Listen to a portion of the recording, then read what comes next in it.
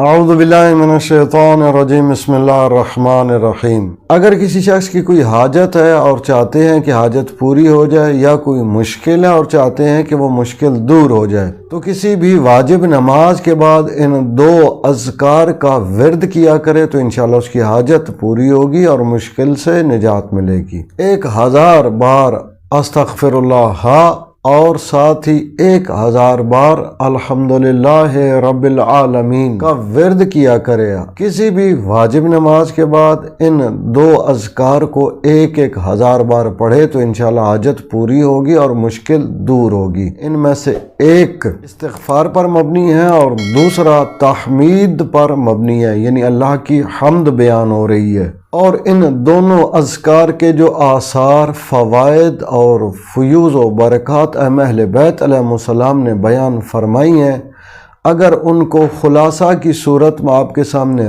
رکھوں تو کم از کم یہ 4 فوائد، یہ 4 آثار انشاءاللہ انسان کو حاصل ہوں گے۔ پہلا کہ انسان کے رزق اور روزی وسیع ہوتی ہے، اگر تنگ دست ہے تو وسعت رزق عطا ہوگا۔ دوسرا، اگر انسان عذاب میں مبتلا ہے، گناہوں کی وجہ سے یا کسی مصیبت میں یا مشکل میں گرفتار ہے، اس استغفار اور اس تحمید کے سبب انشاءاللہ اسے گناہوں سے، مشکلات سے اور عذاب سے نجات ملے گی۔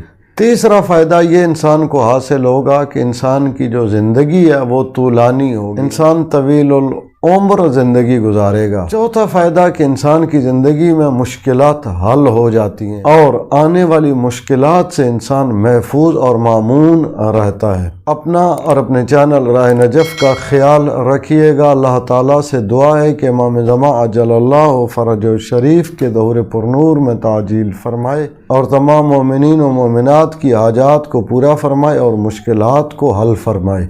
اللہم صلی علی محمد و آل محمد وعجل فرجہم۔